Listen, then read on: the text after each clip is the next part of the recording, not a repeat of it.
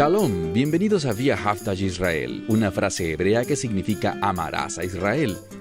Esperamos que se queden con nosotros durante los próximos 30 minutos, ya que nuestro maestro, el Dr. Baruch, nos compartirá una enseñanza expositiva de la Biblia. El Dr. Baruch es profesor titular del Instituto Zera Abraham, con sede en Israel. Aunque todos los cursos del instituto se imparten en hebreo, el Dr. Baruch se complace en compartir este video semanal en inglés con doblaje al español. Para más información, por favor, visítenos en amarasaisrael.org. Aquí está Baruch y la lección de hoy.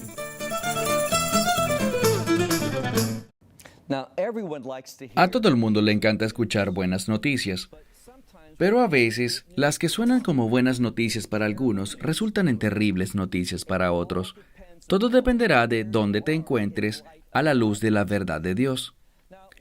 Hemos estado estudiando el libro de Apocalipsis y con frecuencia vemos que en el libro de Apocalipsis Dios hace declaraciones, y estas declaraciones no son lo que ha sido revelado, sino lo que se revelará a futuro.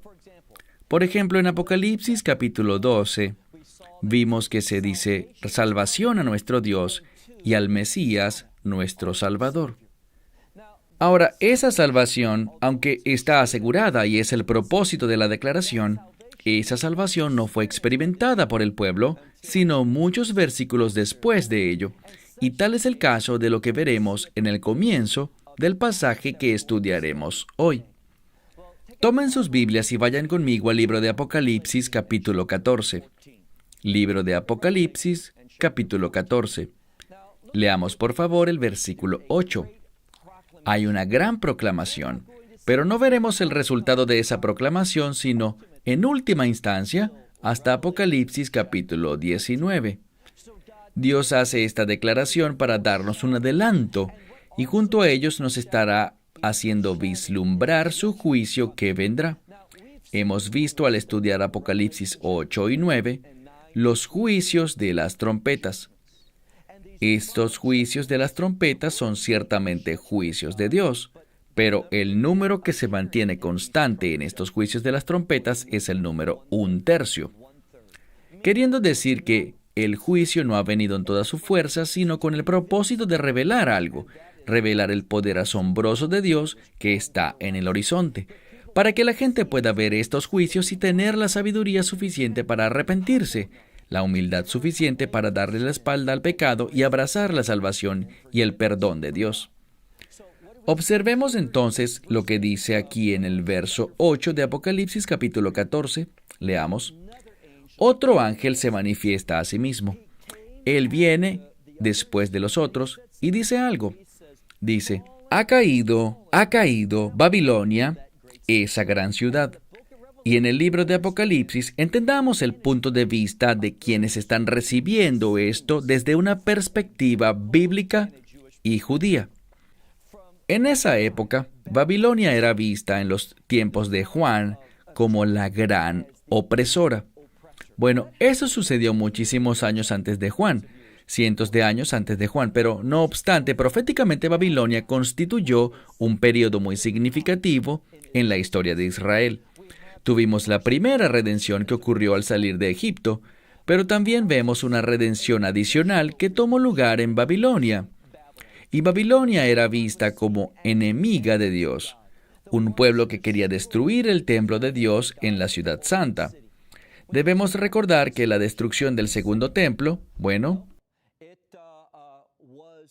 fue algo que ocurrió en los días de Juan. Depende de qué fecha ubiquemos el libro de Apocalipsis, pero, sin embargo, en la mente de la gente, Babilonia era importante. Ella era el enemigo del pueblo de Dios. Entonces, cuando ellos escuchasen Babilonia ha caído, estas serían grandes noticias. Y lo que produciría la destrucción de Babilonia sería la ira de Dios. Así que, veamos esto de nuevo el verso 8. Hubo otro ángel que vino después del primero, y dijo, ha caído Babilonia, esa gran ciudad, porque ella causó que las naciones... Y así es Babilonia. Babilonia es vista en la Escritura y en los siguientes capítulos como la ramera o como la mujer adúltera. Esta mujer hizo que la gente cayera en adulterio. ¿Y qué quiero decir con adulterio? Obviamente aquí es falsa adoración. es idolatría. ¿Qué produce la idolatría? El celo y la ira y la venganza de Dios. Y eso es lo que vemos aquí. Porque Babilonia, que es con frecuencia descrita como una mujer, ella causó que las naciones bebieran o recibieran el vino de la ira de su fornicación. Y de nuevo, ¿fornicación? ¿Hablamos de fornicación literalmente? No, estamos hablando de infidelidad espiritual. Y por eso traducimos cuando hablamos de los 144,000 como vírgenes. Si lo interpretáramos simplemente desde un punto de vista de virginidad sexual, ignoraríamos el lenguaje de las Escrituras. La virginidad en este caso se refiere a fidelidad espiritual a los mandamientos, a la verdad, a la adoración del Señor Dios de Israel. Avancemos al verso 9. Vimos a 2 ángeles y estamos listos para el tercero. Verso 9. Y un tercer ángel vino después de los otros y dijo con gran voz: todos los que adoran a la bestia y a su imagen, y todos los que han recibido su marca sobre sus frentes o sobre sus manos, estos son aquellos que beberán el vino de la ira de Dios. Aquí hablamos de la ira de Dios. ¿Y qué es lo que la origina? Aquí está lo importante: adoración inadecuada. Por eso resulta tan vital que entendamos, más que cualquier otra cosa, que lo importante para Dios es si nosotros lo adoramos. Aquí está la vida en victoria. No se trata sobre lo que ocurra en tu vida, si he alcanzado el éxito en mi trabajo, si he obtenido un grado de prestigio entre mis similares, o si tenemos una residencia que demuestra nuestro éxito. Todas esas cosas son irrelevantes con respecto a las cosas de Dios. Lo que Dios busca es que, sin importar las circunstancias en las que se puedan encontrar, sin importar el sufrimiento o lo mal que les pueda ir en la vida, estén permaneciendo fieles en su adoración a Dios. Esa es la batalla. Con frecuencia Satanás trae cosas a tu vida con un propósito: hacer que dejemos de adorar a Dios. Si lo logra, se hace victorioso y tú caes derrotado en el corto plazo. Así que esta batalla se trata de lograr permanecer fieles en nuestra adoración a Dios en cualquier circunstancia. Aquellos que fallen en intentarlo, aquellos que den la espalda a Dios y le permitan a las cosas de este mundo alejarlos de la verdad y abrazar una falsa doctrina, ¿qué pasará con ellos? Noten lo que dice aquí. Ellos beberán el vino de la ira de Dios, vino que no está diluido, está en su máxima concentración y que es vertido en la copa de, algunas versiones dicen de su indignación, pero aquí la idea es su ira. La venganza de Dios, porque Él es un Dios celoso. Y ellos serán, sigan leyendo, serán atormentados con fuego y azufre delante de los santos ángeles y delante del Cordero. Ahora, ¿por qué está ese detalle aquí? No solo dice delante de los ángeles, sino delante de los santos ángeles y delante del Cordero. Uno de los propósitos de este libro de Apocalipsis, como ya hablamos hace muchas semanas, varios meses atrás, cuando empezamos Apocalipsis 1, es el propósito de traer revelación sobre el Mesías Yeshua, que podamos tener un entendimiento correcto del Mesías.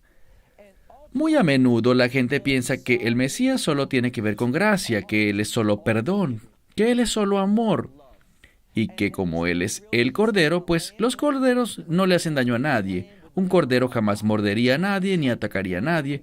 Nadie ha sido muerto por culpa de un cordero. Bueno, hay un problema. Lo que vemos sobre el Cordero es que hay una distinta descripción de Él en ese primer capítulo del libro de Apocalipsis. Y lo que quiero que vean es que este que es el Redentor, sin embargo, cuando caiga la ira de Dios, ¿quién estará allí? Los santos ángeles y el Cordero. Esto busca enfatizar que sí, de hecho, tal como hablamos en el libro de Apocalipsis capítulo 6 al final, hablamos de la ira del Cordero. Así que una y otra vez vemos aquí que hay juicio en este libro, y hacia donde nos movemos al concluir Apocalipsis capítulo 14 y avanzar al capítulo 15 la próxima semana, veremos un entendimiento bíblico de la fuente de dónde viene el juicio, la ira de Dios, y esto puede ser muy sorprendente para ti.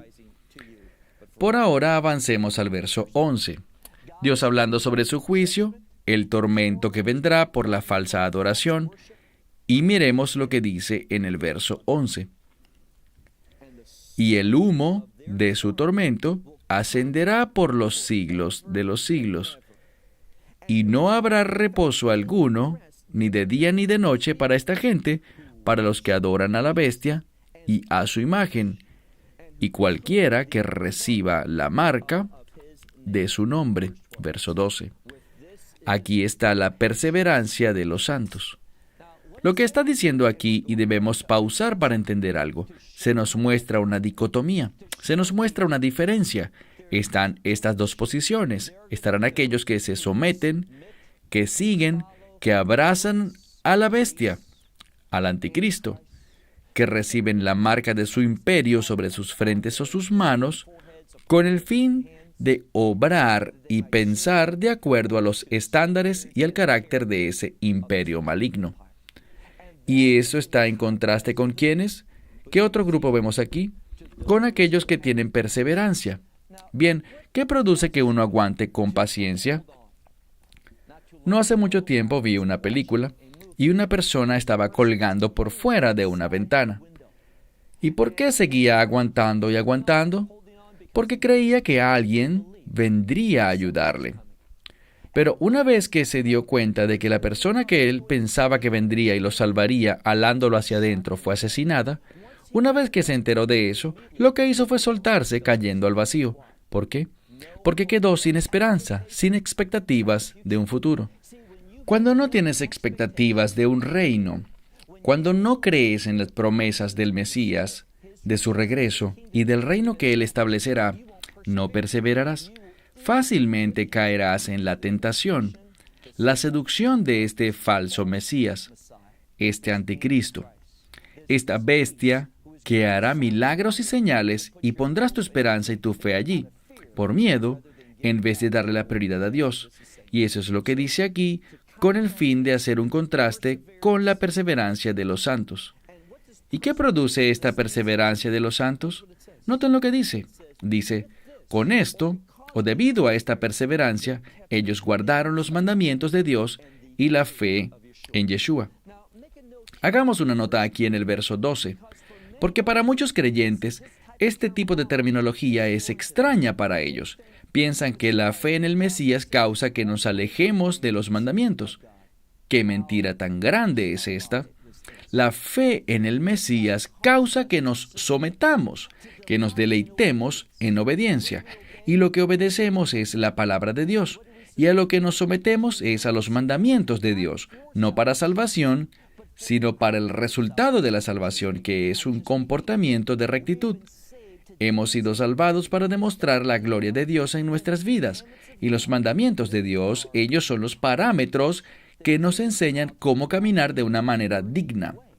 No somos dignos por nuestras obras, somos dignos por la gracia de Dios, pero esa gracia de Dios nos enseñará a cómo rechazar la impiedad y vivir sobria y rectamente en esta era actual. ¡Qué escritura tan poderosa! Versículo 12. Aquí está la paciencia o la perseverancia de los santos. Aquí están, mismo término, demostrando la correlación que existe, los que guardan los mandamientos de Dios y la fe de Yeshua. ¿Ven la relación entre la fe, Yeshua y los mandamientos de Dios? Bueno, avancemos al verso 13. Dice aquí, y escuché una voz de los cielos hablándome y dijo, escribe, benditos son aquellos que mueren en el Señor. No solo aquellos que mueren, sino aquellos que mueren en el Señor. Por eso es que necesitamos tomar el mensaje del Evangelio al Islam, porque ellos piensan que morir en Alá es grandioso, pero no es así. Es solo cuando morimos en el Señor, y ese es el Mesías Yeshua, cuando entregamos nuestras vidas por Él. Y recuerden lo que hablábamos antes. No es que vamos a procurar la guerra. Como leímos anteriormente, aquellos que van a la cautividad serán llevados cautivos. Aquellos que matan con espadas serán muertos a la espada. No nosotros nos mantenemos firmes sobre la verdad. No corremos, no huimos, no tenemos que pelear contra el enemigo de manera física. ¿Por qué? Porque sabemos que la victoria no viene por una espada física, sino por la espada que viene de la boca de Yeshua en Apocalipsis 19, la cual es su palabra. Él es quien declarará la victoria para nosotros. Entonces, ¿qué leemos aquí? Dice, bienaventurados aquellos, esa palabra también puede significar felices. Bienaventurados o felices son aquellos que mueren en el Señor de aquí en adelante. Así es, dice el Espíritu, porque a ellos se les dará descanso de sus trabajos y de sus obras, porque ellas irán, sus obras irán siguiéndoles a ellos, es decir, que cuando servimos a Dios, nuestra fidelidad nos seguirá hacia la próxima era, hacia la vida después de la muerte. En otras palabras, hacia el reino. Eso es lo que queremos llevar con nosotros, y no estúpidas e inútiles cosas y posesiones que podemos comprar con nuestro dinero. Bueno, avancemos al verso 14. Aquí de nuevo, necesitamos entender que aquí estamos hablando de un mensaje para aquellos 144,000 de Apocalipsis 7. Aquellos que serán llevados fuera de este mundo, cosechados, raptados. Y noten lo que dice la Escritura, cómo vuelve y nos dice exactamente y nos da una imagen de lo que pasará. Miren el versículo 14. Miré una visión, y he aquí una nube blanca. Y sobre la nube blanca, sentado, uno semejante al Hijo del Hombre. ¿De quién se trata? Se trata del Mesías. Y sobre su cabeza una corona. Él es el Señor de señores y el Rey de reyes. Era una corona de oro. Y en su mano una hoz afilada. Y otro ángel salió del santuario, recuerden eso. El santuario será un lugar muy importante al final de este capítulo y especialmente en los capítulos 15 y 16. Necesitamos ver que estamos hablando no del santuario en Jerusalén, sino del santuario que está en los cielos. Y en unos minutos veremos lo que este lugar debe comunicarnos a nosotros. Pero miren de nuevo. Este que era semejante al Hijo del Hombre, él tiene una corona de oro en su frente, es el Mesías Yeshua, y en su mano está una hoz afilada, verso 15. Y otro ángel salió del santuario y clamó al gran voz a aquel que se sienta sobre la nube, el Mesías Yeshua, y dice, mete tu hoz y ciega o cosecha, porque la hora de cegar ha llegado, pues la mies de la tierra está madura. Y el que estaba sentado en la nube, es decir, el Mesías Yeshua, blandió su hoz sobre la tierra, y la tierra fue cegada o cosechada. Esta es una imagen, una ilustración del Mesías sacando a su pueblo fuera, a su pueblo de pacto por medio del Evangelio. Recuerden que el Evangelio fue predicado antes de este evento a lo largo del mundo entero, ese último llamado para venir a Él, para ser parte de la esperanza bendita. Bien, luego de eso lo que vendrá es juicio, y tendremos un entendimiento muy diferente de lo que acabamos de ver, y de lo que vendrá. ¿Por qué lo digo? Miremos el verso 17. Y otro ángel, podemos notar aquí que se trata de un ángel diferente. Y otro ángel, o sea, uno de diferente clase, vino de ese mismo lugar, del santuario, el cual está en los cielos, y también le fue dada una hoz afilada que sostenía en su mano.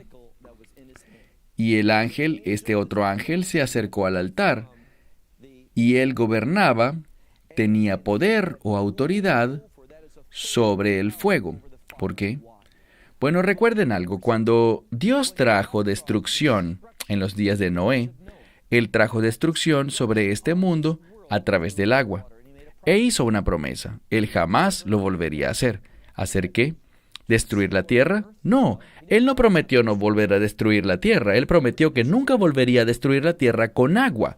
Cuando Él traiga la destrucción de su ira, lo hará con fuego. Porque el fuego tiene que ver con refinación, purificación, remoción de impurezas. Entonces, cuando hablamos de juicio, estaremos hablando de un tipo diferente de ángel, uno al que se le ha asignado una tarea distinta, y él tendrá autoridad sobre el fuego porque hay una relación entre el fuego y la ira de Dios. Y noten lo que dice. Desde el altar, ¿a qué se refiere el altar? Se refiere también al sacrificio o juicio. ¿Por qué? ¿Qué ocurre sobre el altar? Muerte. Es una forma de juicio. Entonces eso es lo que la Escritura nos está enseñando. Miremos de nuevo en el versículo 18. Él sale del santuario, desde el altar. Él tiene autoridad o poder sobre el fuego y clama a gran voz. En su mano tenía una hoz afilada y se le dijo: mete tu hoz afilada y corta, porque los viñedos de la tierra están listos. Dice, las uvas están maduras. ¿Qué se relaciona con las uvas? ¿Qué producen las uvas? Vino. Y en la Escritura vemos que el vino está relacionado en esta oportunidad con el juicio. ¿Por qué? Bueno, aquí de nuevo, si vienes de un trasfondo judío, verás que el vino usualmente se asocia con gozo. Y lo que este vino, que significa la ira de Dios, y esto se aclarará más en las siguientes lecciones, este vino y el juicio se juntan porque Dios está complacido con finalmente lidiar con el pecado, con finalmente poner fin a toda la maldad y toda la impiedad de este mundo. Ese juicio producirá gozo. ¿Por qué? Recuerden el principio que aprendimos cuando estudiamos el libro de Zacarías. Zacarías revela juicio por el bien del reino. Así que esta ira es también por el bien del reino. Y lo que encontramos aquí es que después de este juicio, después de esta ira, lo que ocurrirá es una gran celebración. Por eso es que el vino es usado tanto para el juicio como para el gozo, pues el juicio es el que producirá tanto el gozo como el establecimiento del reino de Dios. Entonces veamos de nuevo en la mitad del verso 18, dice: mete tu hoz afilada y corta los viñedos de la tierra, porque sus uvas están listas o maduras. Verso 19. Y este ángel blandió su hoz sobre la tierra, y recogió los racimos de la vid de la tierra, y los echó en el lagar del vino de la gran ira de Dios. Y el lagar del vino fue puesto, ¿dónde? Fuera de la ciudad. Bien, debes hacer una nota sobre este término, fuera de la ciudad. Si eres un buen estudiante de la Biblia, recordarás la parábola de las 10 vírgenes. ¿Qué sabemos sobre ellas? 5 eran sabias y 5 eran tontas, y las tontas no estaban preparadas. Por lo tanto, a ellas no se les permitió entrar al banquete en la casa donde la boda tomó lugar. Ellas estaban fuera y quedaron confinadas a quedarse fuera de la ciudad. Encontramos luego en el libro de Apocalipsis que afuera de la ciudad santa hay un lugar de juicio. Y a eso es lo que se refiere aquí. Esta prensa del vino o este lagar del juicio de la ira de Dios, su enojo estará fuera de la ciudad. Fuera de la ciudad santa de Jerusalén es donde caerá el juicio. Miremos al final del verso 20. Leemos: y salió sangre desde el lagar del vino. ¿Hasta dónde subió? Salió sangre que subió hasta los frenos de los caballos y recorrió una distancia de 1,600 estadios, lo que significa cerca de 320 kilómetros, o llevando todo esto a millas, estaríamos hablando de una distancia aproximada de 180 a 200 millas. Pensemos en esto un momento. Estamos viendo una descripción aquí. Lo que estamos apreciando es lo que vamos a estudiar desde hoy hasta dentro de 2 semanas, cuando estudiemos Apocalipsis capítulo 16. Y de lo que estoy hablando es sobre la batalla de Armagedón. Lo que descubrimos aquí es que hay una relación entre el juicio de Dios, su ira, y una batalla que ocurrirá en un lugar conocido como Megido o Armagedón. Y este es un lugar estratégico para el bienestar de Jerusalén. ¿A dónde nos lleva todo esto?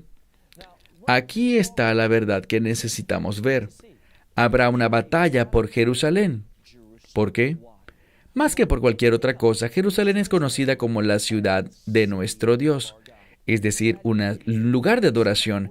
Entonces, este lugar Megido como lo mencionaremos en varias semanas, es un lugar relacionado con Jerusalén, un lugar relacionado con la batalla de Jerusalén, un lugar que trata de adoración. Y por esto es que digo una y otra vez que de lo que se trata Apocalipsis es de dos cosas: sobre entender la persona del Mesías Yeshua, su naturaleza, lo que ha hecho, quién es Él, cómo debemos entenderle, no solo para tener un conocimiento en nuestras cabezas, absolutamente no. La esperanza es que este conocimiento, esta verdad, esta sabiduría impacte nuestras vidas de modo que hagamos algo, que usemos todo nuestro ser, toda la unción de su Espíritu Santo para poder adorarle y usar nuestras vidas, como dijo Pablo, para convertirnos en un sacrificio vivo, el cual es nuestro servicio bueno y agradable. Es racional, es cierto. La razón para la cual se hace es adorarle a Él, pero también es bueno y agradable. O sea que hay sacrificios que necesitamos hacer para agradarle a Él. No es lo que pensamos que es correcto, lo que tenga sentido para nosotros, lo que pensemos que es bueno o no. Tenemos que someternos a su instrucción. Cuando la gente hace lo que quiere y luego le pide a Dios que bendiga sus propósitos y planes, es cuando podemos identificar la verdadera idolatría. El propósito de este libro es darnos un entendimiento correcto del Mesías Yeshua para poder tomar esta verdad y que nuestras vidas sean cambiadas, para poder adorarle a Él en espíritu y en verdad, y que la gente pueda ver el testimonio que produce la redención en la vida de una persona. Déjame cerrar con esto. ¿Tienes tú ese testimonio? ¿Has experimentado esa redención? Porque sin ella estarás eternamente perdido. Se terminó el tiempo. Hasta la próxima semana. Esperamos que te hayas beneficiado del mensaje de hoy y lo compartas con otros. Por favor, haz planes para unirte a nosotros cada semana en este momento y en este canal para otra transmisión de amarasaisrael.org. Nuevamente, para obtener más información sobre nosotros, visita nuestra web amarasaisrael.org, donde encontrarás muchas otras conferencias de Baruch en formato de video. Hasta la próxima semana. Que el Señor te bendiga en Yeshua HaMashiach, Jesús el Mesías, mientras caminas con Él. Shalom desde Israel.